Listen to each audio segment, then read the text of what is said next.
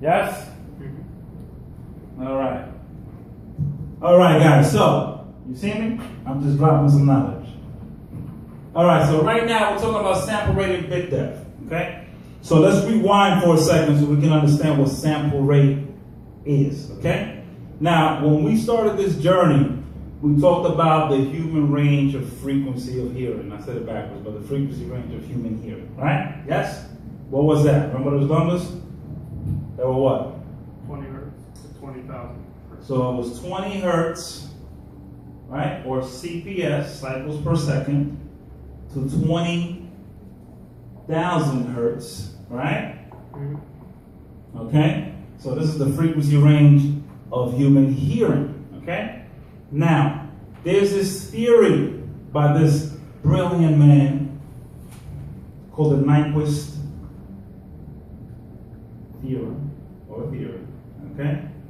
And what this young man said, he said, look, man, when we are recording sound, in order for us to capture full frequency spectrum, we have to record it at double the speed. Does that make sense? In order for us to capture sound accurately, okay? So think of sound like you're taking pictures, like a camera that captures a moment, okay? You are actually capturing a moment in time when you're recording, okay? So in order for us to accurately capture full frequency spectrum of sound, we have to record it at double the speed, okay? So what sample rate determines is how fast the analog to digital converter inside your audio interface takes pictures of the sound as it goes through the conversion process. Does that make sense? I'll give you a great example. Let's say I wanted to run from here to the corner. And I said, Dave, I'm going to run from here to the corner. My old man, I might get hurt. Take some pictures while I do this. As I run, Dave, feeling a little relaxed, came from the beach, he takes 10 pictures of me running. I take those 10 pictures, I blow them up, put them up here, beginning to end. I say these 10 pictures represent the event of me running, a moment in time when I ran from here to the corner, right? So there might be details of me going like this, right? Me moving forward, right? Does that make sense? Till I get to the finish line, to the ending. So that represents me running. But when I wasn't paying attention, Michael was taking pictures as well. And Michael took about 100 pictures, right? If I take your 100 pictures, Mike, and I put them across the wall, which of those two events will have more detail? Yours, because it's capturing more. So the sample rate is the speed in which the audio is sampled. It's captured, okay? And Nyquist said that we need to at least capture it at double the speed. Instead of 20,000, 40,000, okay? We need to capture 40,000 hertz. Or we can simplify this and add a K and make it at least 40 kilohertz, right? Kilo being 1,000. CD quality is 44.1 kilohertz, which is actually very close to what this young man was saying, right? That's CD quality, or 44,100 samples per second.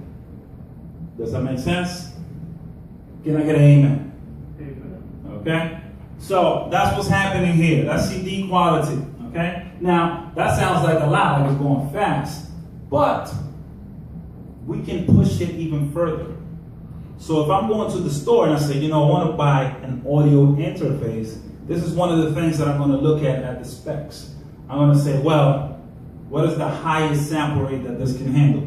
Pro Tools can handle sessions all the way up to 192 kilohertz, okay? Pro Tools can handle sessions up to 192 kilohertz. Depending on the audio interface you have, if you have an old inbox, you're not going to get past 48 kilohertz. If you have a Digi 002 or Digi 003, you're going to get 96K, okay? If you have an HD interface, you'll get 192. And a lot of the new interfaces go all the way up now. It's fairly easy for that technology now, Okay, 192 kilohertz. Now, I'm going to give you all the sample rates that exist. Okay, is that cool? So we have 44.1, and write this down. 44.1 kilohertz, that's CD quality. We also have 48 kilohertz. And we have, you want to double 44.1, right? So we got 48, goes double 44.1, 88.2. Okay? Now we put 48 kilohertz. 48 kilohertz is actually DVD quality. Okay? Then we double 44.1 and we get 88.2 kilohertz. Okay, so we got 44.1. We got 48 kilohertz, which is DVD quality.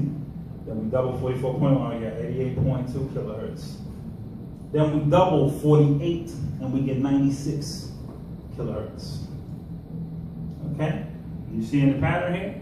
Then we double 88.2 and we get 176.4.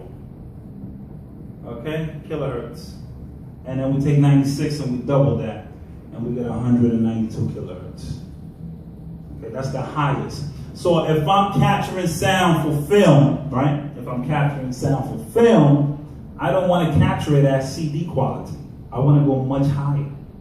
Does it make sense? Mm-hmm. Because the higher the quality, or the higher the sample rate, the much better the quality of the recording is going to be. But the downside to that is, because it's a digital audio file, it's going to take up more hard drive space. Does that make sense? Okay? I have like file like Pro Tools sessions that have nothing in them, but I recorded stuff before. It takes up like gigs and gigs of space. Wow. Okay. Also depleted. It depends on how you recorded it. So I'm gonna take a little break because that's all I'm gonna give you guys for today. I don't give you more than that. You gotta take a class. Go to www.itecaudio.com.